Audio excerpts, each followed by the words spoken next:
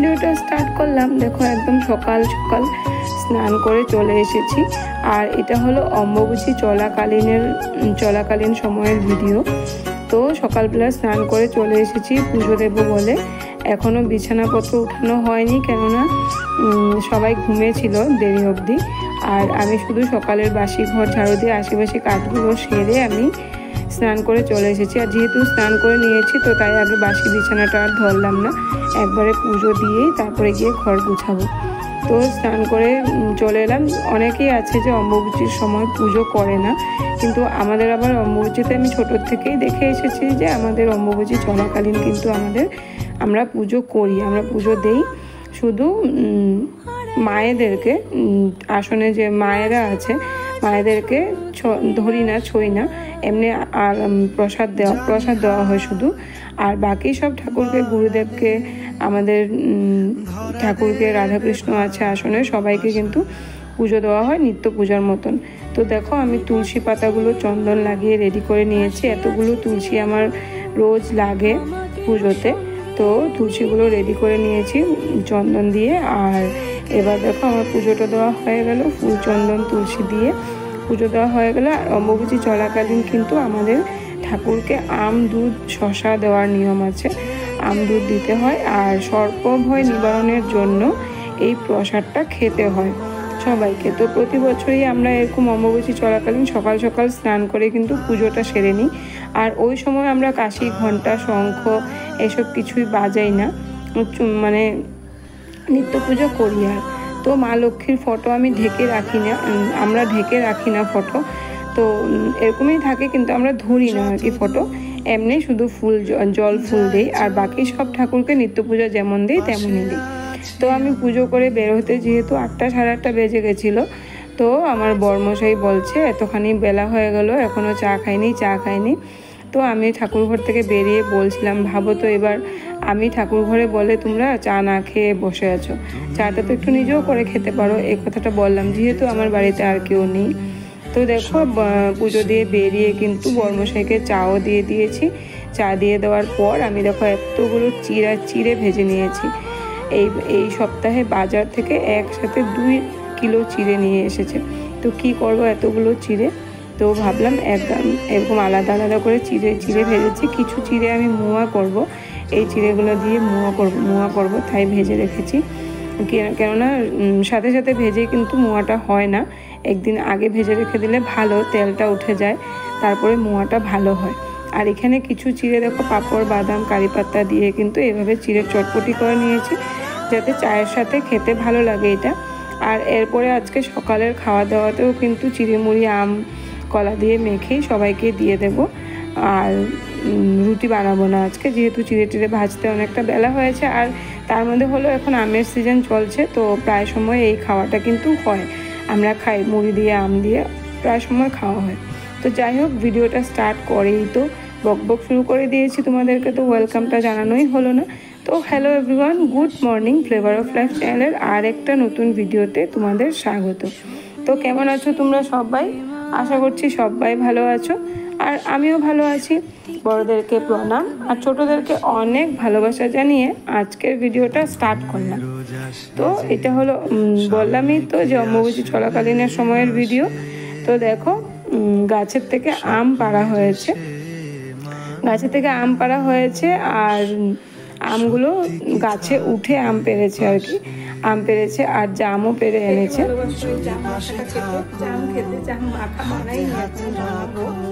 তো আজকে অনেকদিন পর কিন্তু এই সিজনে ফার্স্ট খাবো, আজকে প্রথম খাবো এটা।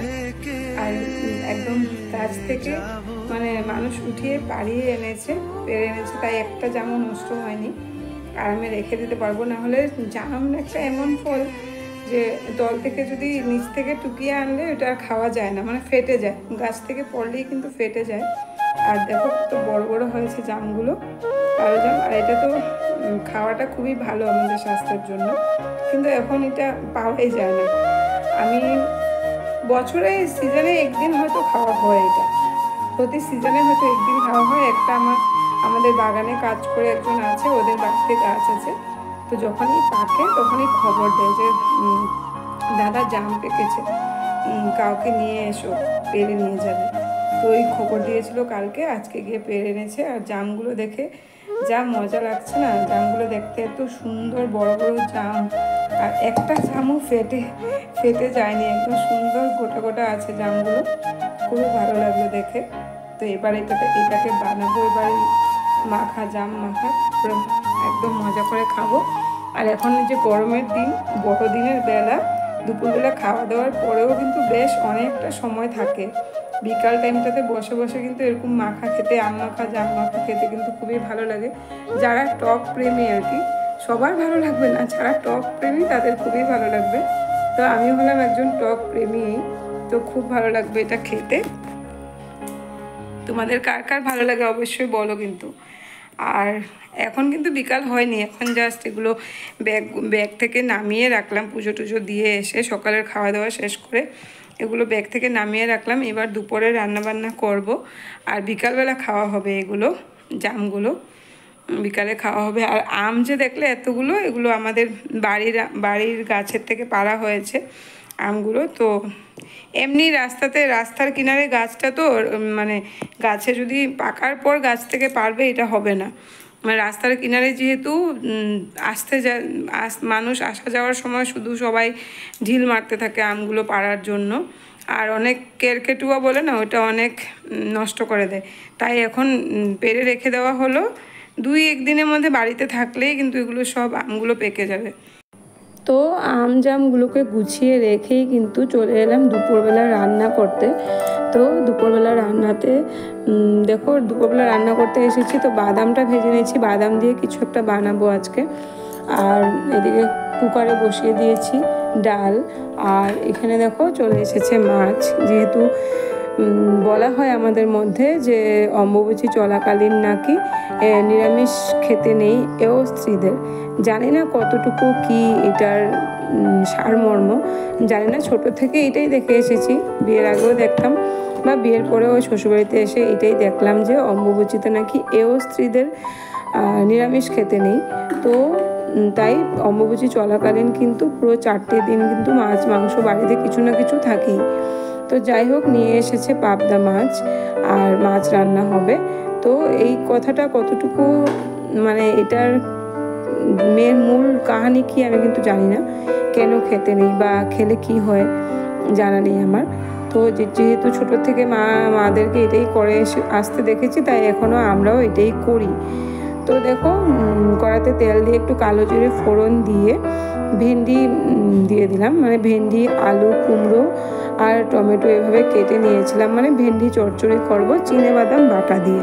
তো এই যে দেখলে চিনেবাদামটা ভেজে নিয়েছি, তো চিনেবাদাম বাটা দিয়ে ভেন্ডি চচ্চড়িটা করব। আর চিনেবাদাম বাটা দিয়ে এইভাবে ভেন্ডি চচ্চড়ি করলে কিন্তু খেতে খুব ভালো লাগে। আর ভেন্ডিটা একটা এমন সবজি যেটা আমার বাড়িতে সবাই খায়, মানে আমার বাচ্চারাও খায়, না হলে তো সবজি বানানোর আগে অনেকটা ভাবতে হয় যে সবাই কি খাবে না খাবে। তো এই যে এইদিকে দেখো চিনেবাদাম ভাজা করেছিলাম, যে ওটা আর কাঁচা লঙ্কা একসাথে দিয়ে বেটে নিলাম ভেন্ডি চচ্চড়ি করার জন্য। তো ভেন্ডি চচ্চড়ি হয়েও গেল। তারপরে দেখো মাছগুলো ভেজে নিচ্ছি, যেহেতু ভেবেছিলাম সর্ষে দিয়ে আজকে ভেন্ডি চচ্চড়িটা করব, কিন্তু যেহেতু মাছও নিয়ে এসেছে পাবদা মাছ, আর তো মাছটা তো সর্ষে দিয়ে করতেই লাগবে, তাই ভেন্ডিটা আমি চিনেবাদাম দিয়ে করলাম। পাবদা মাছটা আমার একটা খুবই প্রিয় মাছ, আর এই মাছটা কিন্তু সর্ষে দিয়ে করলেই খেতে আমার কাছে ভালো লাগে। করা যায় জিরে বাটা দিয়ে বা পেঁয়াজ দিয়েও করা যায়, না করা যায় যে এমনটা না, কিন্তু সর্ষে দিয়ে করলেই যেন এই মাছের টেস্টটা দ্বিগুণ বেড়ে যায়, এটা আমার মনে হয়। তো তাই মাছটা সর্ষে দিয়ে করবো বলে ভেন্ডিটা আর সর্ষে দিয়ে করলাম না। তো দেখো এক একটা করে সবগুলো মাছ আমার ভাজা হয়ে গেছে। এবার কালো জিরে ফোড়ন দিয়ে আবার শুধু টমেটো দেব, টমেটো দিয়ে সর্ষে বাটা দিয়ে মাছের ঝোলটা করে নেব। পাবদা মাছটা মাখা মাখা করে আর কি, খুব বেশি একটা ঝোল দেব না। তো এভাবে পাবদা মাছটা করে নেব। তো হয়ে গেছে রান্না বান্না।